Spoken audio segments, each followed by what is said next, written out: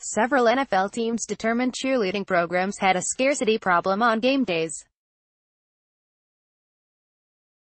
If cheerleaders were on the sideline dancing, none were available to serve as scantily clad hostesses who could mingle with fans high up in the cheap seats or in the luxury suites, where teams catered to big-money customers. To address that shortcoming, some teams created a different kind of cheerleading team, one whose members did not do any cheering or require any dance training. They were hired mainly for their appearance. Their visits with male fans, the teams believed, produced a better game day experience, akin to the approach of the Hooters restaurant chain. In interviews with a dozen women who have worked for NFL teams as non-cheering cheerleaders and 6 others who had direct knowledge of the non-cheering squads, they described minimum-wage jobs in which harassment and groping were common, particularly because the women were required to be on the front lines of partying fans.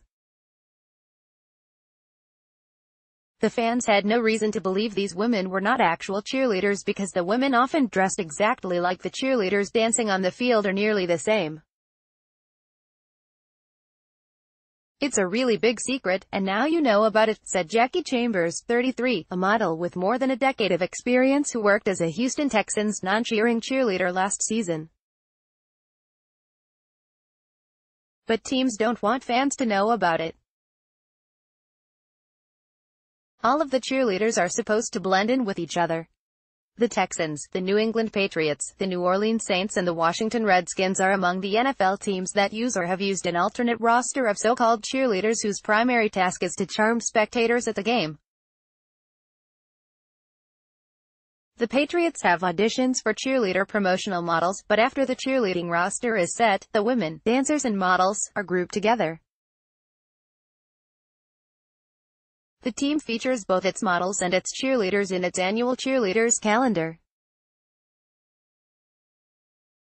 The Baltimore Ravens don't hide the existence of a team of women, called the Playmakers, who might look and dress like cheerleaders but are actually marketers.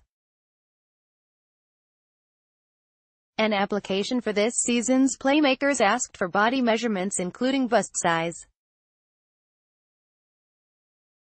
The Redskins use their cheerleader ambassadors, their name for non-cheering cheerleaders, in their promotional material for luxury suite sales. Their suites, like others in the NFL, provide a huge chunk of guaranteed revenue for the team, as each suite could cost hundreds of thousands of dollars per season. In the Redskins' online sales video for these suites, they feature photos of suite owners posing with the team's cheerleader ambassadors. Having close interaction with the ambassadors is a tacit perk of the elite club. As a voiceover in the video says, membership has its privileges. The video pans over a photo of a woman in a bikini. Podium girls, attractive women who kiss the riders' cheeks after cycling races, are not as ubiquitous in the sport as they once were. Jose Jordan, Agence France Presse, Getty Images. The treatment of NFL cheerleaders has attracted national attention recently. Several former cheerleaders have filed legal complaints, included one former Texans cheerleader on May 21, and dozens of others. In interviews with the New York Times described a hostile work environment in which they were used as sex symbols for male fans. Many of them said they remained committed to the job because they enjoyed the one activity they signed up for, cheerleading at games. Many of the same grievances are held by the women on the alternate squads that do not cheer. Most of the women on these separate teams of models spoke on condition of anonymity because they had signed confidentiality agreements with the teams. Bruce Allen, the Redskins president, said the team was continuing the investigation announced last month of accusations related to the cheerleading program and would take all appropriate action upon its completion. "We are committed to ensuring that all Redskins employees, including our cheerleaders and ambassadors, are treated with the utmost respect," he said in a statement provided by the team's spokesman, Maury Lane. The concept of women as accessories to men's sporting events has begun to fade. The Formula One auto racing circuit announced in January that it would stop using grid girls, the models in revealing outfits who roam the race's starting area. They have been a staple of the sport for decades, but the custom does not resonate with our brand values and clearly is at odds with modern-day societal norms. Sean Bratches, a Formula One managing director, said, "Some of the most prestigious professional cycling races have stopped using podium girls, who kiss the riders' cheeks in the awards area and hand out prizes. The Vuelta a España ended the tradition last year and the Tour of California did so this year." Tour of California officials said the decision was made to do the right thing. The Tour de France said it might also no longer use podium girls. But the NFL has veered in the opposite direction, led by the Redskins, who were among the pioneers of using attractive women to ostensibly work as cheerleaders but, as one former ambassador put, actually serve as eye candy for male fans. Around the early to mid-2000s, the Redskins began hiring women as ambassadors from the group of women who didn't make the cheerleading squad, and they still do today. The tryouts haven't changed much, if at all. In an extra judging session, those women were required, like pageant contestants, to walk in bikinis in front of suite holders and sponsors who held score sheets. They also had to answer several questions that showed that, as the Redskins website stated, they had great public relations skills. The Redskins wanted to come up with extra ways to make money, so they dreamed up the idea of the ambassadors, said one woman who was one. "We were made to look almost exactly like cheerleaders, but we weren't a member of that society. We didn't get the perks of dancing. We were just low-paid, underappreciated, exploited moneymakers in a huge money-making scheme." She added, "We wore low-cut tops with cutouts and your butt cheeks would be sticking out the back. That's how they sell the suites." The ambassadors were an inexpensive way to monetize the cheerleader concept. They weren't invited on the annual calendar shoot held on an exotic beach. They didn't require hours of practice to perfect their routines or multiple uniforms for game day dances. While the cheerleaders' white boots had rhinestone-encrusted heels, the ambassadors had to buy the rhinestones and glue them onto their own boots during a night billed as team bonding. In interviews with 6 former Redskins ambassadors, the women described the job as being more of a sexualized saleswoman than a cheerleader. Instead of preparing for work in the locker room with cheerleaders, the ambassadors were relegated to the shower area opposite a row of toilet stalls. "You thought it was going to be so glamorous and glitzy, like what the Cowboys cheerleaders have, but then you realized that they wanted to put you in your place as an ambassador," said one former ambassador. Another former ambassador said she dreaded working at team-sponsored tailgate parties, where fans were invited to chug beer.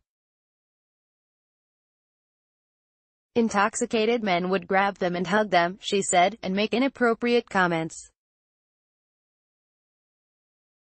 "It was like, oh, yuck," the former ambassador said, explaining that when asked to sign autographs she would write "Meg" next to her picture on the team photo. "Her name is not Meg. I didn't want to take the extra time to sign my real name," said the woman, whose real name has 2 syllables. "I was just like, God, can we just get this over with?" One of the worst parts of the day was the morning inspection.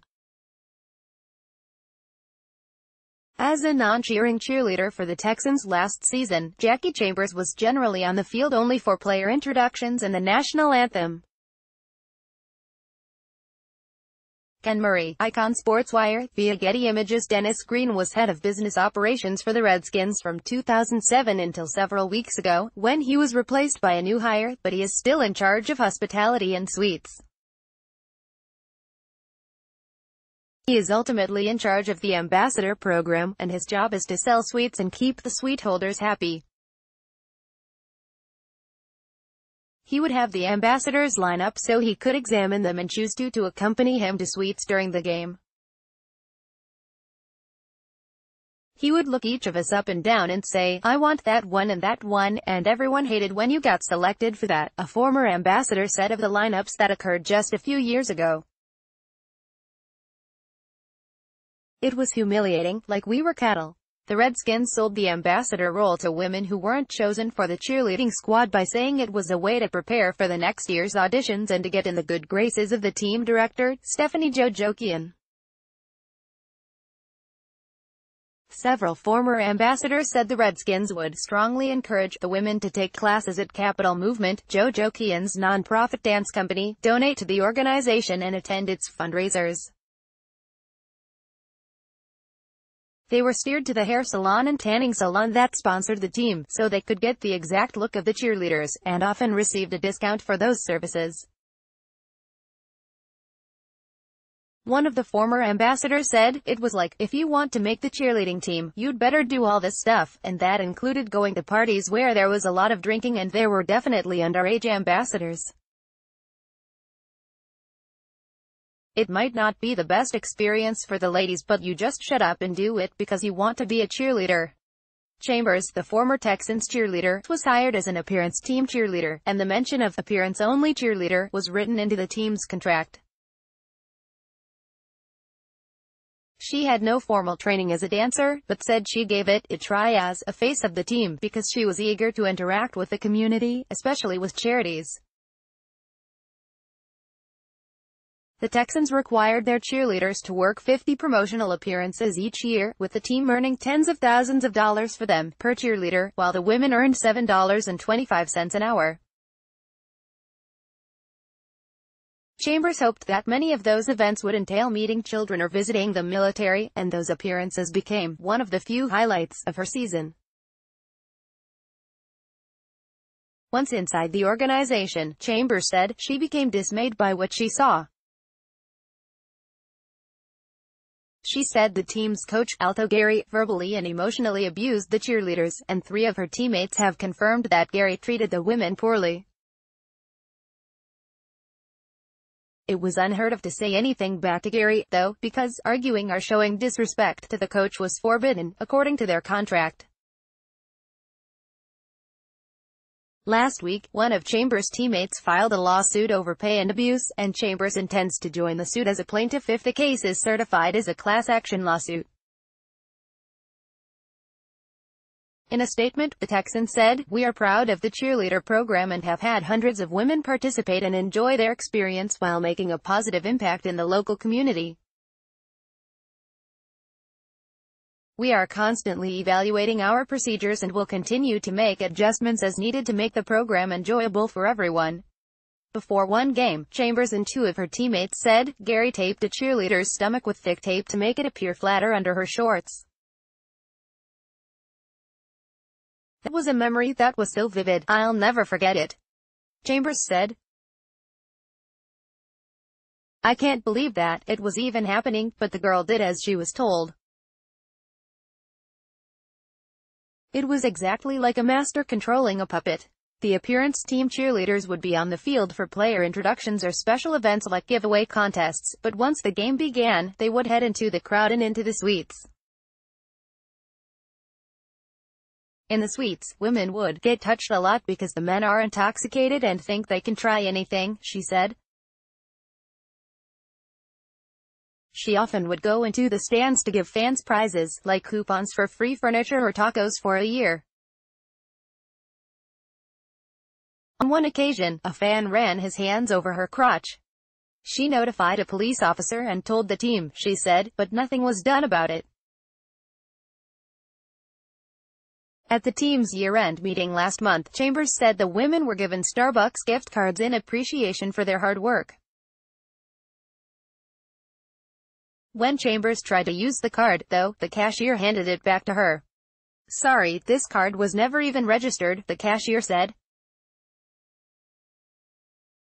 "It's a zero balance." When Chambers checked with her teammates, some said their cards had $5 on them.